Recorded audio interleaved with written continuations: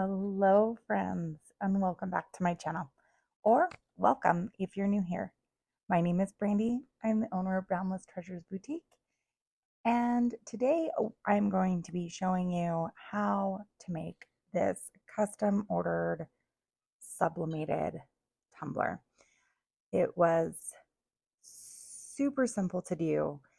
So I'm excited to teach you and would love to hear what you all think about how this cup turned out. If you have any best practices to share for sublimation, I'd love to hear those too. But that's enough for me right now. Let's jump in. I hope you all enjoy this tutorial, and please don't forget to like and subscribe. So to start, you are going to want to make sure that you have a sublimated tumbler. I'm using this from Fast Sub, and I will be sure to put my affiliate link in the description below. That way you guys get a discount on your tumblers. I'll tell you, the transfer of inks on these tumblers was insane. It was so great. So I'm very fortunate. Now, to get started, I'm going just to rub my tumbler down with 91% alcohol. This will just ensure all my fingerprints and any oils are removed. From here, what I'm doing is I'm going into Procreate. The reason I'm doing that is because the image that my customer wanted actually did not, it wasn't in the right formatting to transfer from my photos into Cricut Design Space for my print and cut. So what I'm doing here is I'm going into Procreate. I clicked Custom Canvas and I selected inches, and I'm putting in 8.5 by 11 because that is the measurements of my sublimation paper that I get from Hippo and that I use for my sublimation. Once that has been sized, I'm going to go into my little toolbox and I'm going to select Insert Photo and select the photo that my customer wanted. In this case, it is a Green Bay Packers photo. From here, I am simply using the arrow, which is your select tool, and I've got my picture highlighted. And as you can see, I'm just sizing it to fit my canvas as much as it possibly can. Now, once I have that all sized and everything the way that I want, I'm going to go into my panel and I'm going to remove or unselect the background portion of it.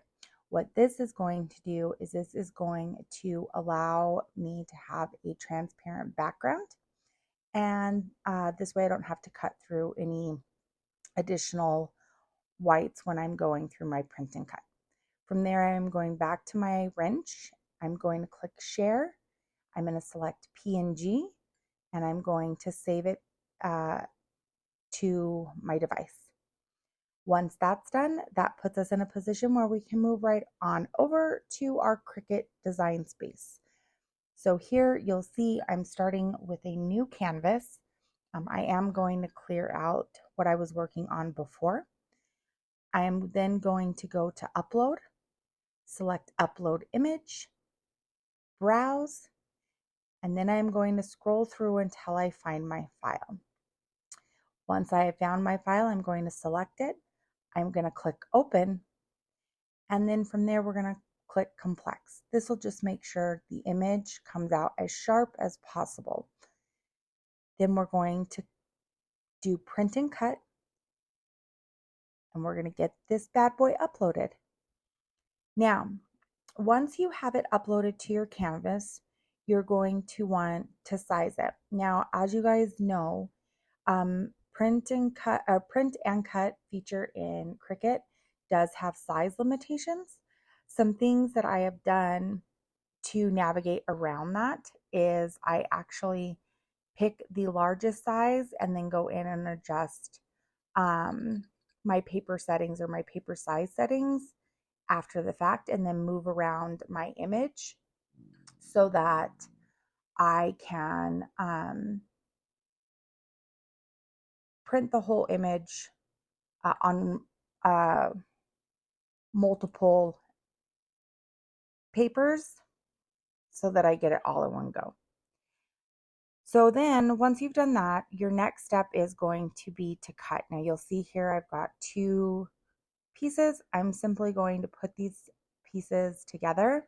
That way we don't have a seam. And so I'm going to show you how I do that once I get everything trimmed. I do go back in with my scissors and get as close to the image as possible. Now you don't want any white border, anything like that showing, because that will reflect when you sublimate the image onto your tumbler. So when you're doing this, make sure that you're getting right up to that image. And you can see here, it did take me a little bit. This is definitely sped up, just because we would have been sitting here for 45 minutes going through all of this. But I really am doing everything I can to make sure that I get that all trimmed away. Now from here, what you're going to do is you're going to line your image up and then you're just going to tape it together. Now what I would recommend is if you have heat transfer tape, I would recommend using that. It just holds up better. But you'll notice that I'm flipping the image over and over so that I can see or make sure that it's all lined up and there's not going to be a seam. Now, another way you can do this is you can go into Adobe Illustrator and you'll be able to print the full page from Adobe Illustrator. So that's an easier way to do that.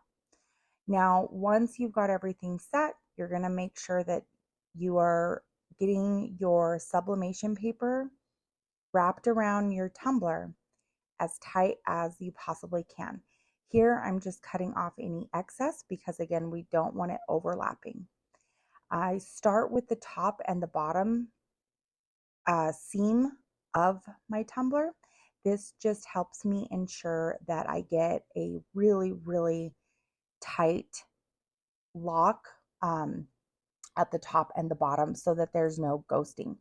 And then you'll see here that I am simply pushing and pulling the paper as tight as I can and making sure that that heat resistant tape is helping me hold it down. And then I go all the way around the bottom and the top edges. You'll see the bottom I do entirely, and the top there are spaces in between.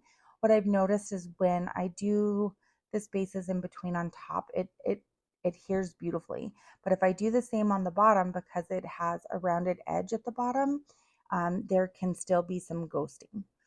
From there, I put it in my shrink wrap. We're going to use our heat gun to make sure that we get that nice and sealed and that there are no wrinkles in that shrink wrap. Again, very, very important that you don't have wrinkles, anything like that, because that will show up when you transfer your image. From here, I'm using my heat press, and you'll see that I'm adjusting the pressure on it. I have this set at 350 degrees, and the timer is set for 60 seconds. So that actually got me a beautiful transfer in comparison to other settings that I had used. One thing I would recommend is put your cup in before your press is warmed up and make sure that your pressure settings are where they need to be. That will be way more helpful than what you saw here, which is I put it in the heat press. It was already warmed up and I was adjusting the pressure.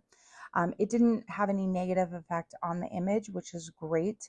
But I'd rather you guys be safe than do it this way and then be sorry later, because I truly was lucky that it wound up the way that it did. So once I press one side, I'm going to rotate it 180 degrees and press the other side. From there, I'm going to let it cool down. And you'll see that even cooled down, I'm using my heat resistant gloves. That is so that I don't burn myself. So just be mindful, be aware that you are dealing with something very, very hot And then you're just going to take that heat resistant tape, pull it all up from around your cup, and then you will get to a point where you can remove the paper and see your transfer. I was ecstatic, and you guys will see here in a minute. I was so happy with how this transfer went on. There was no ghosting. It turned out absolutely beautiful. Um, so I'm just thrilled with how it turned out. Look at that. Oh, so good.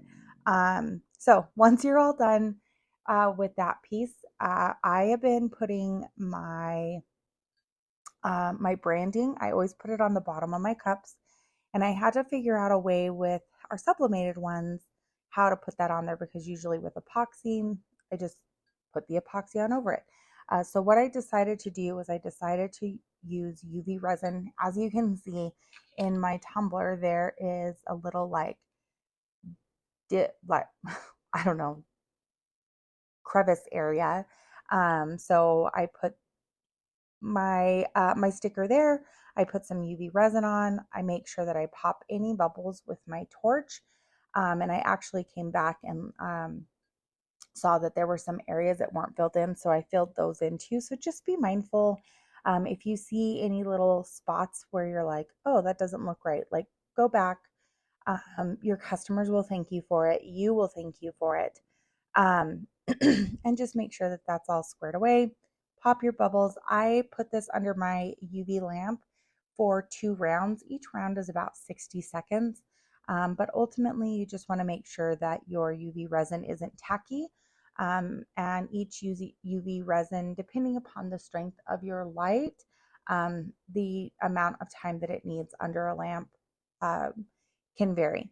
You can also use the best source of UV, and that is taking it outside. You could probably leave it outside for about 5 or 10 minutes, and you would be good to go there. But once I had that all done, I got it all packaged and squared away for my customer. And you guys, here is the end result of this cup. Again, I'm so happy with how it turned out. I'm so excited to get it to my customer. I'd love to know what you think about the cup, if you're sublimating, if you're not. So glad that you are here.